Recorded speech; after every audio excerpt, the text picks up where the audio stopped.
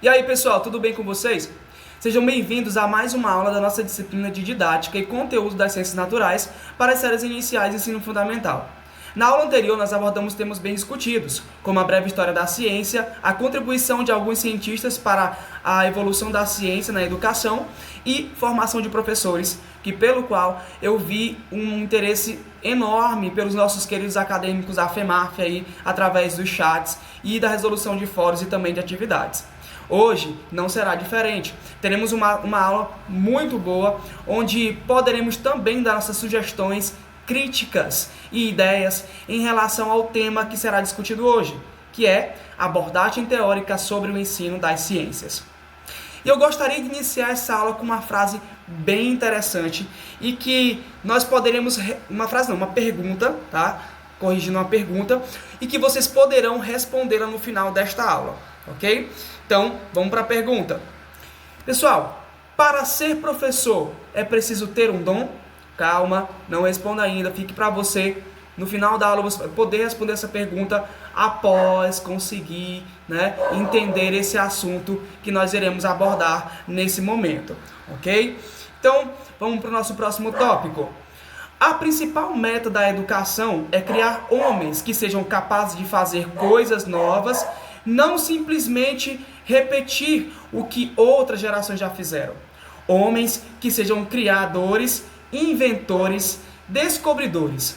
A segunda meta da educação é formar mentes que estejam em condições de criticar, verificar e não aceitar tudo o que ela se propõe. Quem disse isso? Jean Piaget. Se você observar esse pensamento de Jean Piaget, a gente pode levar em consideração o seguinte, que o professor ele deve se adequar às condições de inovação que o ambiente ou que a educação geralmente nos propõe.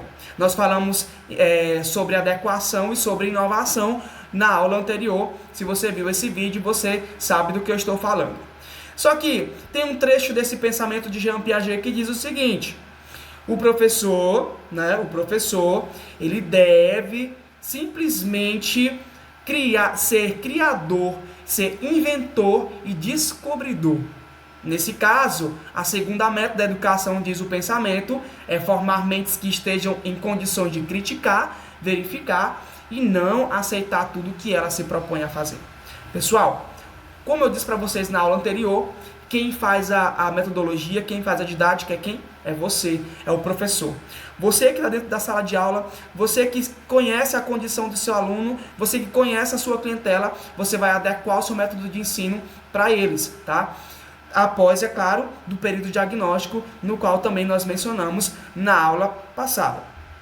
Continuando a nossa aula, esse tópico diz o seguinte: para a gente conseguir entender a teoria sobre o ensino de ciências, essa abordagem teórica sobre o ensino de ciências, nós precisamos primeiro relembrar o que é ciência. Foi também falado na semana passada, na outra aula, mas não custa nada reprisar, não é isso? Então vamos ler o que está escrito aí na sua telinha. Ciência significa scientia no latim, que quer dizer conhecimento.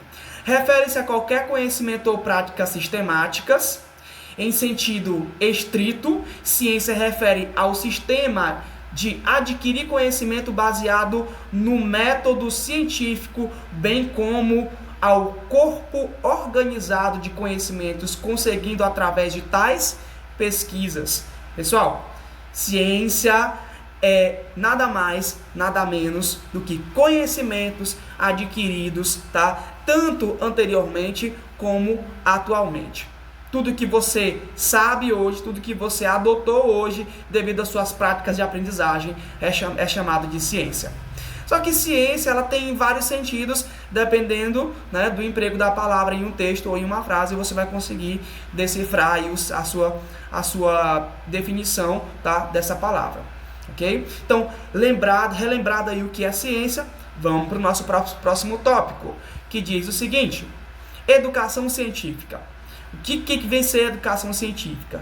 Já que a ciência nos leva à pesquisa, nos leva à resolução de ideias, nos leva à inovação, nos leva justamente a esse conhecimento estrito, de determinado tema, a educação científica vem dizer que É uma área de pesquisa que se dedica ao compartilhamento de informações relacionadas à ciência com indivíduos que não são tradicionalmente considerados como parte da comunidade científica. Opa, vamos lá? É uma área de pesquisa que se dedica ao compartilhamento de informações. Então, vamos lembrar lá, refere-se a quem? Ao professor. Compartilhamento de informações. A ciência como indivíduo que não são tradicionalmente considerados como parte da comunidade científica.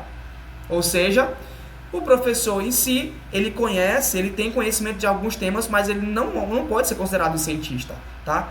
Porém, a educação científica, tá, refere-se ao professor como mediador dessa ciência, mediador desse conhecimento. Pessoal, é interessante ressaltar que o pedagogo ou o licenciado na área das ciências com habilitação em biologia, como eu, tá, tenha conhecimento das práticas didáticas e metodológicas que serão utilizadas dentro da sala de aula. Lembra da pergunta anterior? Para ser professor é necessário ter um dom? É necessário ter conhecimento, é necessário ter métodos, é necessário ter didática para estar dentro da sala de aula. Eu não posso chegar sem nenhuma bagagem dentro da sala de aula. Nós falamos sobre isso, né? Sobre formação de professores, da bagagem de conhecimento que você traz desde a sua infância. O empirismo, a teoria e a prática são 3 características básicas da educação científica, onde nós também nos referimos falamos na aula anterior.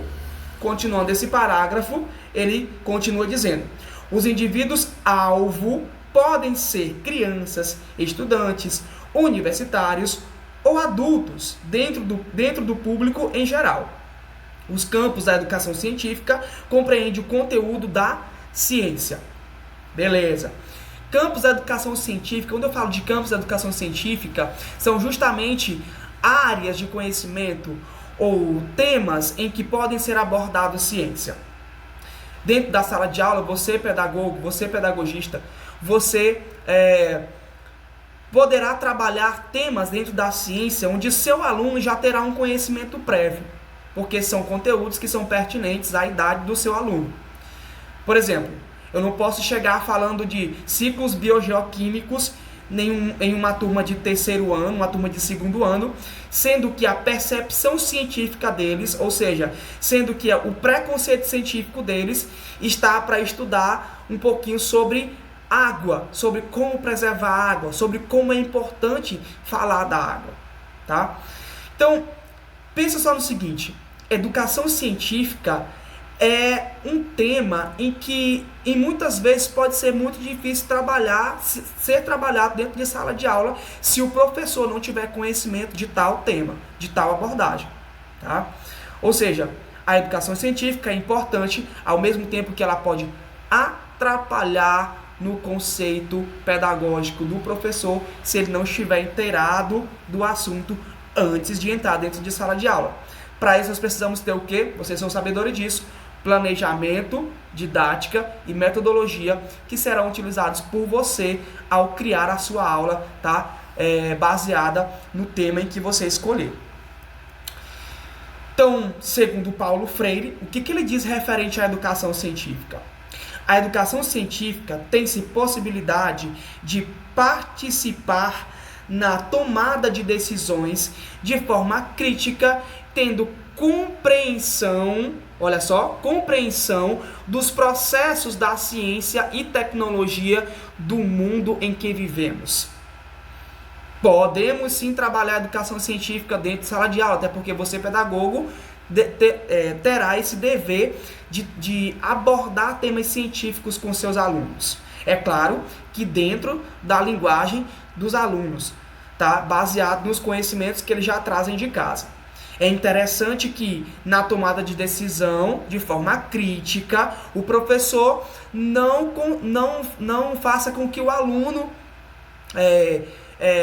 pense ou desfoque o seu meio de estudo. Como assim, professor? Não estou entendendo o que você está dizendo. Olha só, é como se eu falasse de poluição e o aluno abordasse para você, dissesse para você que o pai ou a mãe ou o vizinho, não sei quem ele conheça, não faça a limpeza da rua onde ele mora, ou ele não pratique a higienização pessoal, ou ele não pratique a higienização dentro de casa. E aí o que você vai dizer? Paulo, mas seu vizinho é porque ele não tem conhecimento, né? Porque ele não sabe ainda, mas você pode dizer para ele. Você tem que chegar no aluno e tentar concentrar esse conhecimento na mente dele de forma sábia, de forma crítica, mas sábia, entende? Você não pode chegar para ele dizer que isso é isso sem ter uma base científica, sem ter uma teoria. É isso que Paulo Freire quer dizer. Que para vocês, a cabeça da criança é como um papel em branco. Então, você vai inserindo informação nela, inserindo até que ela consegue compreender tudo que você está dizendo. Eu posso até dar um exemplo bem básico aqui. Eu tenho uma filha de 6 anos de idade e ela está no processo de leitura, né? Eu estou acompanhando ela nesse processo de leitura. Eu não sou pedagogo e nem sei alfabetizar, mas tenho noção, tenho notório saber de alguns conteúdos. E ela passou por um processo de alfabetização anteriormente, né? Onde alguns pontos não foram identificados nela. Por exemplo, algumas letras ela não conseguia identificar. Então, eu ensinando a tarefa para ela, eu pude perceber essa dificuldade dela em relação a algumas letras do alfabeto. Então, eu tive que voltar novamente com ela para as letras do alfabeto para que ela pudesse compreender a junção de 2 letras, as sílabas. O que eu quero dizer com isso?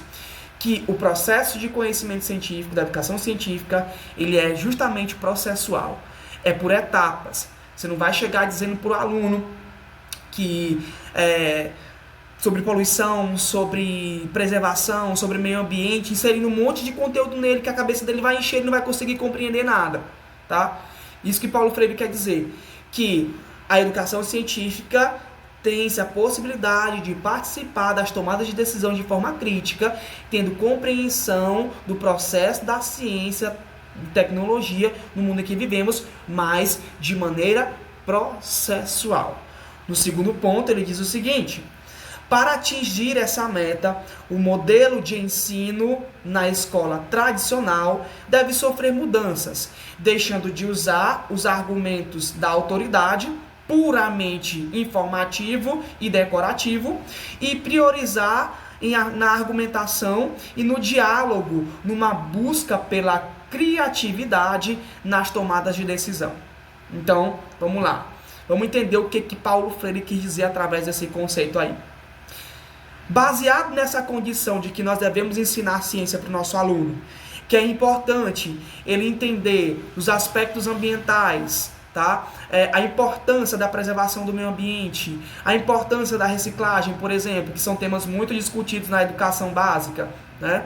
Em virtude dessas condições, a escola deve criar meios em que o professor consiga trabalhar esses temas, tá? Que são de fundamental importância para a aprendizagem do aluno, deixando de ser algo informativo e decorativo, para que ele possa justamente memorizar, carregar aquilo que você ensinou para a vida dele, para que no futuro ele possa compreender outros assuntos sem ter dificuldade de associá-los com o que ele aprendeu anteriormente quando estava na educação básica, tá? Então, olha só. Tá vendo como o ensino de ciências ele é um pouco crítico, um pouco complexo? Não é só você chegar para o aluno e dizer para ele que ele tem que preservar a água, que ele tem que zelar pelo meio ambiente, que ele tem que fazer por meio de preservar os recursos naturais que nós temos. Não é só isso não. Existem métodos, existem técnicas que o professor deve ter para conseguir ensinar ciências ou qualquer outra área, qualquer outro tema. Tá? Ou qualquer outro assunto para o seu aluno. Não é fácil fazer com que o aluno aprenda, mas não é impossível, porque existem aí muitos meios, muitos mecanismos que nos auxiliam e nos ajudam nessa tarefa, ok? Então, vamos lá. Durante a proposta da educação científica, busca-se proporcionar ao aluno a capacidade de aprender utilizando o quê? Métodos a planejar e desenvolver pesquisas, proporcionando a capacidade de argumentação e contra-argumentação. É aquilo que eu estava falando para vocês anteriormente. É você conseguir inserir um conteúdo no aluno e ele argumentar. Ele conseguir expor o que ele já sabe, o que ele já traz de casa, o que ele já conhece, os conhecimentos empíricos. Lembra do que eu falei na aula anterior? Pois é. Ele conseguir tentar interagir com você, professor, que estará mostrando o assunto a ele. E é isso que é interessante, a associação da teoria, a prática e o empirismo. Porque o aluno ele já vem com esse conhecimento, ele não vem cru de casa, ele não vem cru de onde ele vem, né? Então, ele vai conseguir identificar, ele vai conseguir definir o conteúdo que você está abordando em aula, tá? Através da argumentação e da contra-argumentação. Você diz algo, ele vai dizer, olha, mas eu discordo disso aí, professor, porque fulano e fulano de tal, ele não faz isso, ele não cumpre com essa tarefa. Aí você vai tentar mostrar para ele que não é dessa forma, que o nosso dever é esse, certo? Então, mais ou menos isso a educação científica trata. Vamos lá, vamos continuar. A educação científica informal, pessoal. O que é educação científica informal? Vamos primeiro ler o texto para a gente poder um pouquinho discutir sobre esse assunto. Educação científica informal é entendida como processo de ensino e aprendizagem das ciências que ocorre fora do currículo escolar formal, ou seja, dentro de sala de aula. Currículo escolar formal é aquele que você, durante a semana, durante os 5 dias da semana, segunda, terça, quarta, quinta e sexta, você passa indo para a escola, você programa conteúdos para esses dias e você passa esse conteúdo para ele. Isso é educação científica formal, tá? Aula, quadro, apagador, livro, material didático. Educação científica formal. Educação científica informal vai além dessas condições dentro da escola, interescolar. E onde é que nós podemos abordar ou adotar a educação científica informal? Vamos lá? Em locais como museus, meios de comunicação e programas de base comunitária. Aí leva a consideração, tá, do que nós chamamos de aula de campo. O professor de biologia, ou qualquer professor universitário, ou até mesmo um professor da educação básica ou ensino médio, tá, ele cria situações em que o aluno possa vivenciar o assunto em que está sendo visto dentro de sala de aula. A aula de campo é aquela aula em que você vai levar o aluno para fora da escola, tá? É claro que existe planejamento para isso. Você não pode só dizer, hoje eu vou fazer uma aula de campo, vou levar o aluno lá para fora da escola para ele ver que o vizinho ele costuma jogar lixo na porta de casa e não junta. Não é isso. A aula de campo, ela é planejada, tá? E ela tem métodos a ser trabalhados. Você não vai passar, por exemplo, uma aula de campo uma manhã inteira ou uma tarde inteira com o aluno fora da sala de aula, fora da escola, sem ter uma programação para que ele realize e ele entenda para que serve a aula de campo. Porque para muitos alunos, a aula de campo é ela funciona como diversão. Mas ela é diversão, mas não é só diversão, sabe? A aula de campo, ela é uma aula onde o aluno possa aprender brincando, se divertindo. E é muito bom, é prazeroso, bom demais. Eu já fiz muitas aulas de campo. E você, quando for professor, de verdade, quando você estiver lá dentro da sala de aula, exercendo a sua profissão, você vai conseguir entender o que é realmente uma aula de campo, tá? É na prática que a gente se aprende, beleza? Então, olha só. Educação científica informal, aquela que é feita fora da sala de aula, a aula de campo, onde você programa uma situação para os seus alunos para que ele possa compreender o assunto que vocês estejam falando. Professor, me dá um exemplo aí de uma aula de campo informal. Se você está falando de meio ambiente dentro da sala de aula, se você está falando da importância dos rios, por exemplo, né? O rio é importante porque ele abriga os peixes, a maior parte dos recursos naturais estão nos rios, beleza? E a água, né, que é indispensável para a sobrevivência de qualquer ser vivo. E aí você tem uma ideia de levar os seus alunos para visitar um rio, né? Uma margem de um rio. E vai mostrar para eles lá que a importância do rio, que lá existe mata ciliar, que as árvores protegem, né, a margem dos rios, e que é muito importante. Lá você vai criar situações em que o aluno possa compreender que aquilo é importante. Não basta você apenas mostrar, mas você tem que tentar inserir o conteúdo nele, tá? Fazendo uma relação com o assunto que você já colocou dentro de sala de aula. Tá vendo como essa questão do ensino de ciências é divertida, mas é um pouco complexa, tá? Vamos continuar aqui. Então, para isso, nós temos um método científico. O que é um método científico? Para a biologia, o método científico ele é a levantada de hipóteses. Professor, vamos explicar o que é um método científico. Método científico, pessoal, é como se a gente fosse investigar algo.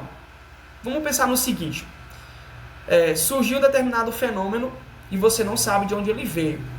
E você fica com aquela coisa na cabeça, com aquela cabeça esquentando, e você fica, poxa, de onde veio tal fenômeno? De onde veio isso? Como surgiu? Quem que trouxe? Por que o ambiente fez isso? Então você vai começar a gerar o quê? Muitas perguntas. Isso se chama hipóteses. Então talvez esse fenômeno ele foi realizado ou surgiu a partir disso, né? Então já é uma hipótese. O método científico ele é muito importante para o aluno, porque o aluno ele vai passar a se perguntar por que algumas coisas acontecem, ou porque algumas coisas são como são, tá? Então, o que é o método científico, então, na teoria? O método científico, o método de ensino, eles são ações desenvolvidas pelo professor, apresentadas pelo educador, pedagogo ou pedagogista, pelas quais se organizam as atividades de ensino, tá, dos alunos para atingir o objetivo do trabalho docente em relação a um conteúdo específico relacionado com a educação.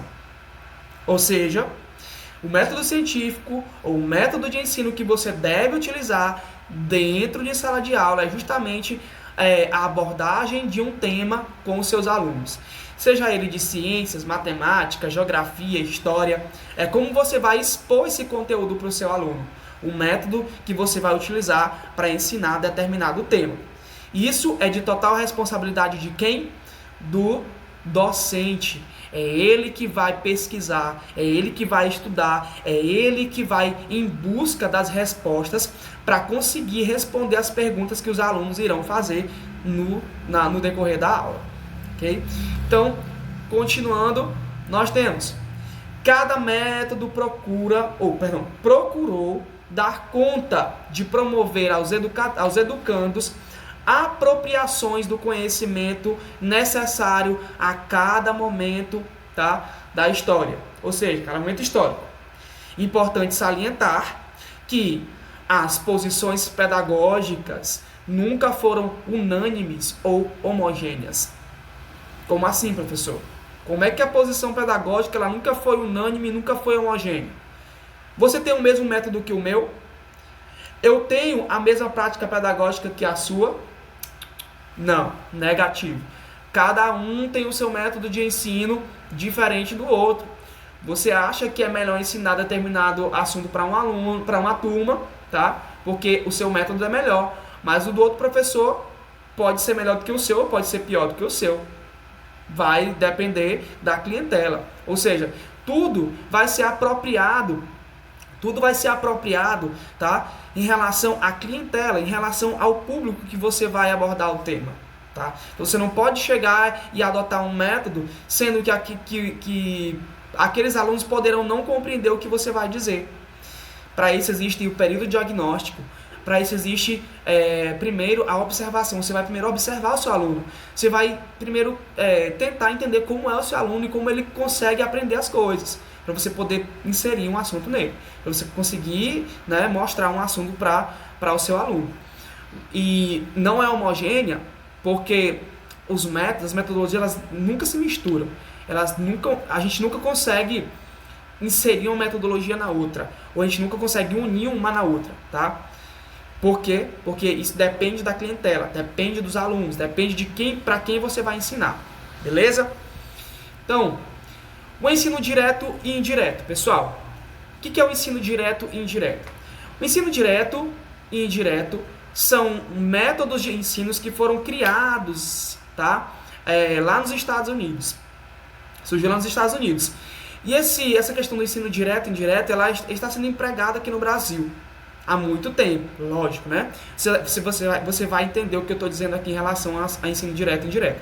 Então, segundo a definição da tela de vocês, acompanha aí, por favor. Existem várias possibilidades de classificar ou criar taxonomias. O que é taxonomia? Taxonomia é um método da ciência que faz com que a gente crie nomenclaturas, onde a gente consiga classificar, certo? Determinado assunto. Tipo, eu consigo dizer que meio ambiente é assunto do segundo ano, assunto do terceiro ano. Posso classificar determinado assunto em relação às séries, tá? Seguindo o texto diz o seguinte: esse artigo ele partirá de uma classificação bipolar, tá? Por ser mais simples, os métodos de ensino direto, eles são centrados no professor.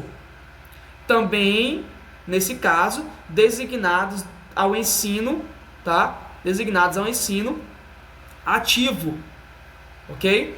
Nesse caso, pessoal, o professor ele vai ser um mediador ativo de conhecimento. Ele nunca vai parar de estudar para exercer a sua profissão.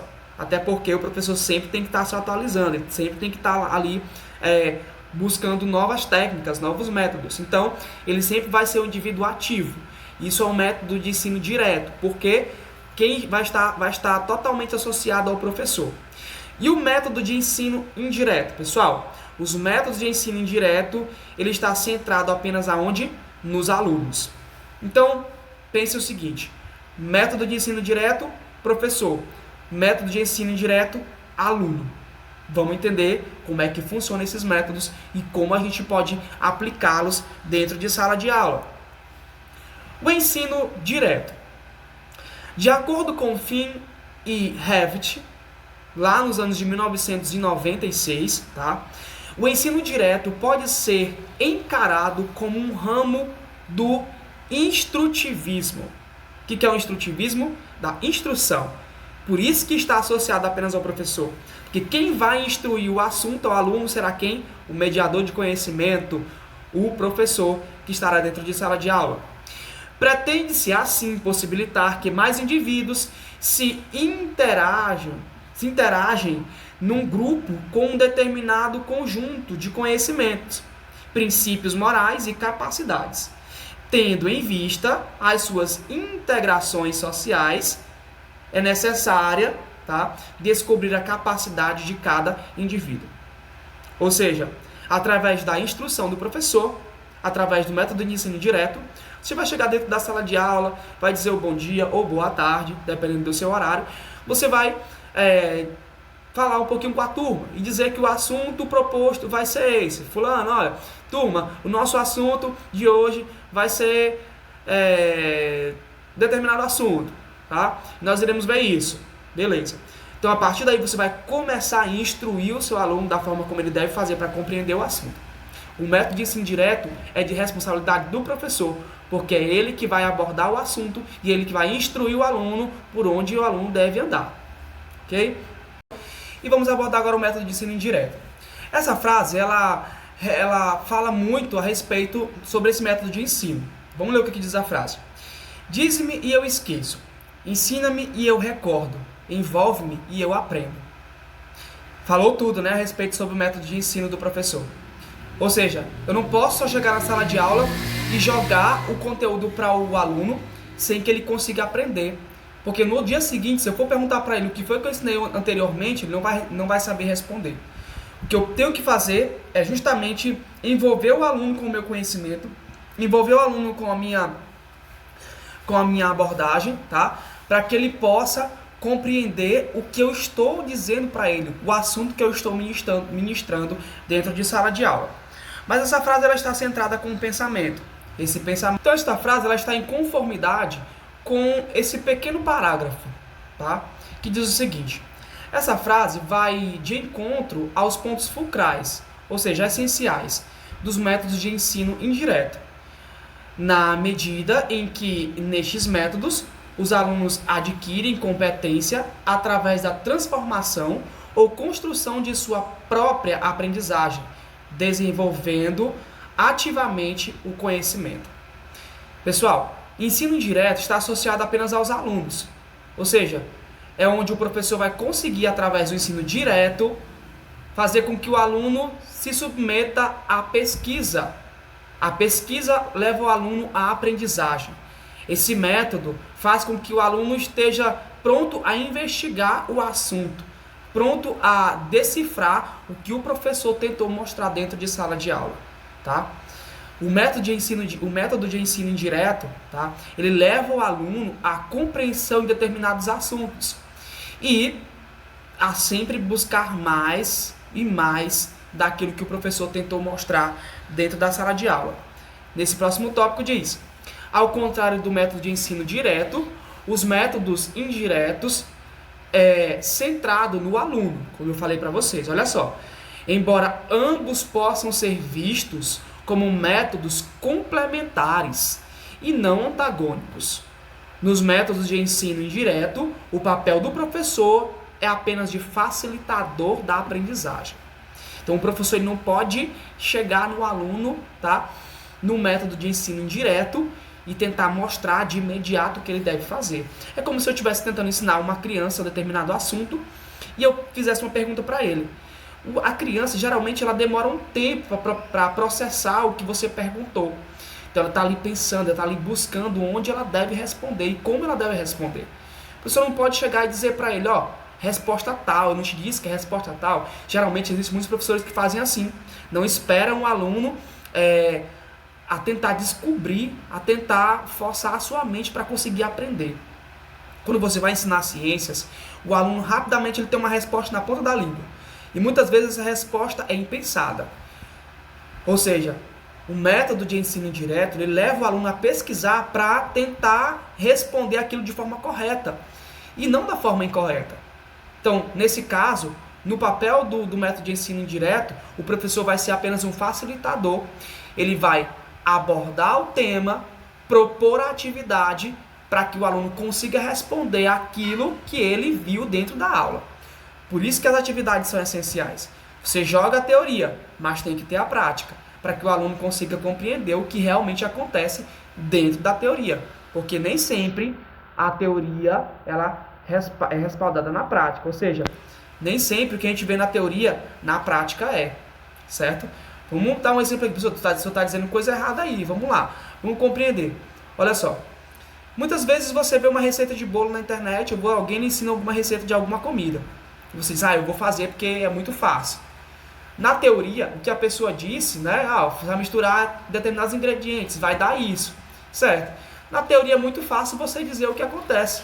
E na prática, quando você for praticar, será que o bolo o bolo ou o alimento vai sair com o mesmo sabor, que a pessoa que lhe ensinou disse? Pois é. A prática é algo totalmente diferente. Então, é na prática que o aluno vai ser induzido à aprendizagem, ao saber, ao conhecimento.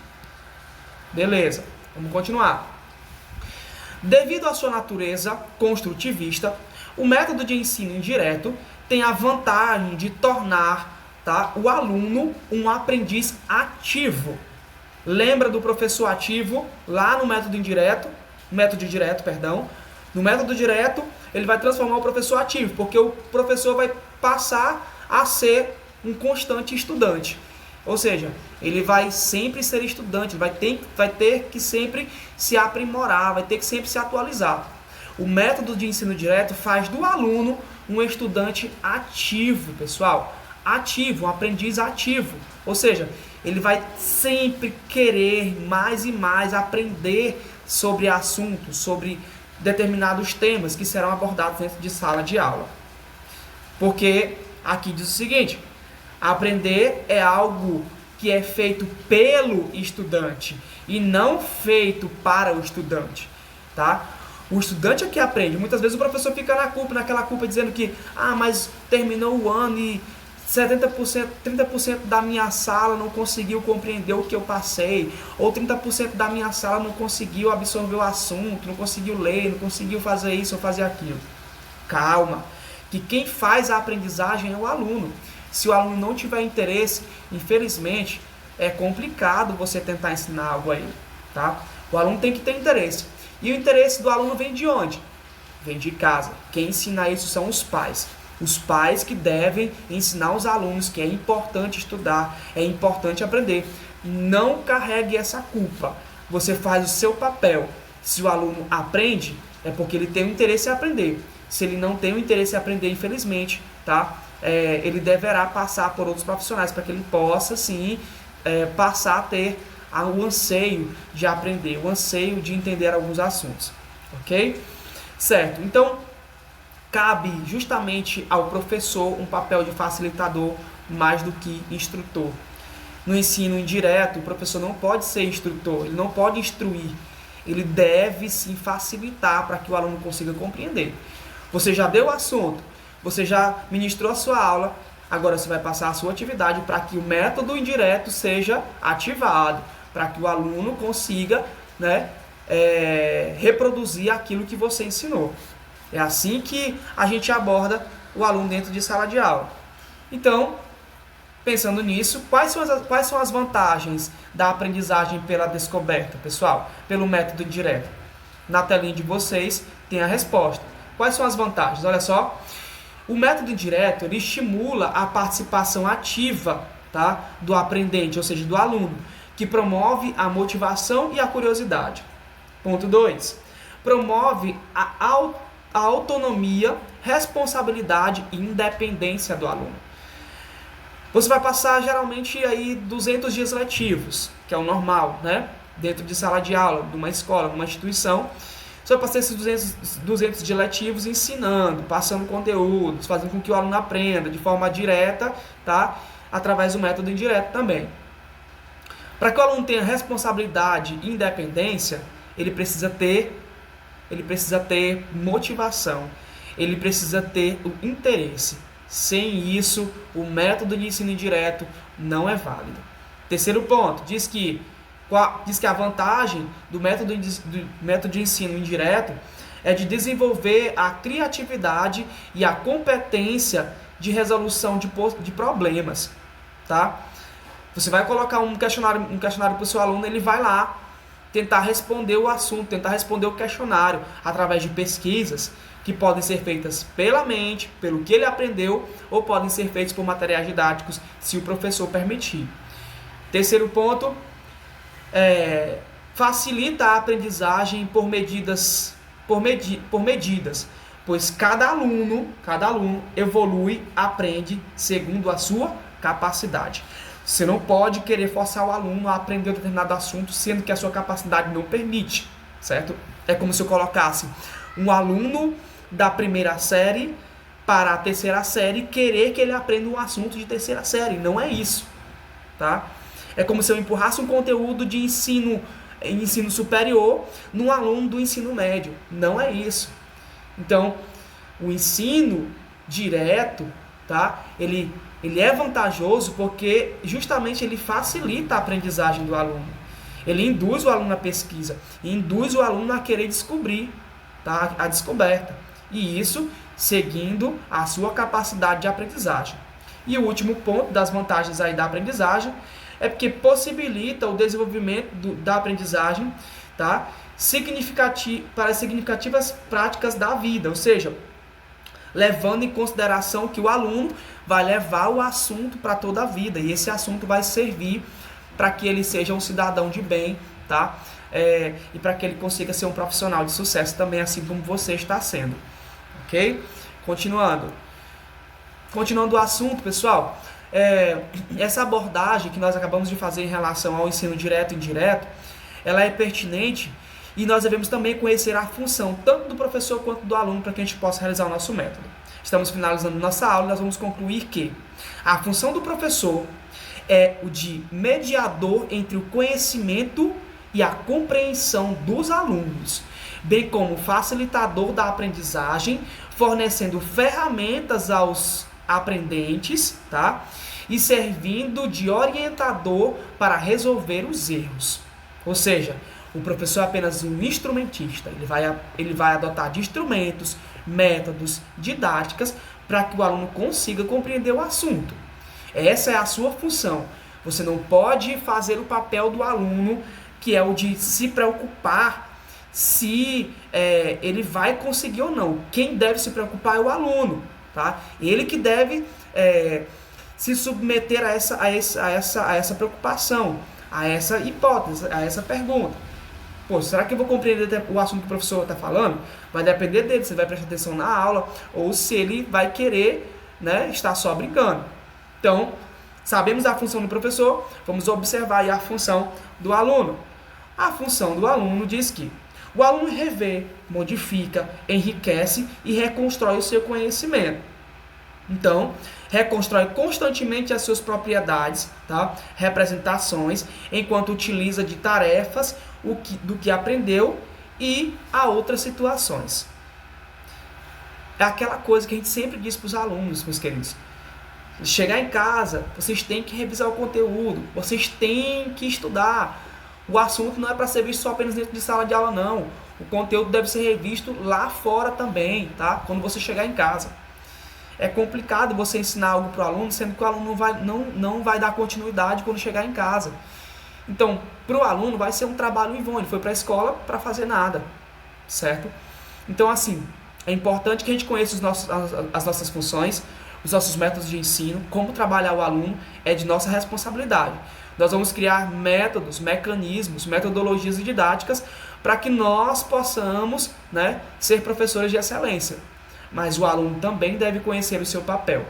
E você não deve esquentar a sua cabeça por isso, porque o aluno deve conhecer o seu papel, mas esse preconceito deve ser visto, deve ser adquirido dentro de casa. Os pais devem realizar, tá, esse ensinamento. Os pais devem ensinar os seus filhos de que é importante estudar, é importante rever os conteúdos, é importante ser acompanhado. Infelizmente, muitos pais não acompanham os seus filhos, em casa, né? O aluno chega em casa e o pai nem sequer observa a agenda ou acompanha as tarefas que o aluno faz. Em vez disso, ele opta por colocar o aluno em escola de reforço, o que eu digo que não é errado. Em casos extremos, se faz necessário sim, mas não é o essencial. Os filhos devem ter acompanhamento dos pais. Sem ele, de nada adianta. Meus queridos, nós finalizamos por aqui. Nós daremos continuidade no próximo bloco, tá? Espero que vocês tenham compreendido e vamos aí participar do nosso fórum e do chat para que nós possamos, né, discutir sobre o nosso tema que nós acabamos de falar. Beleza? Tchau, tchau. Valeu!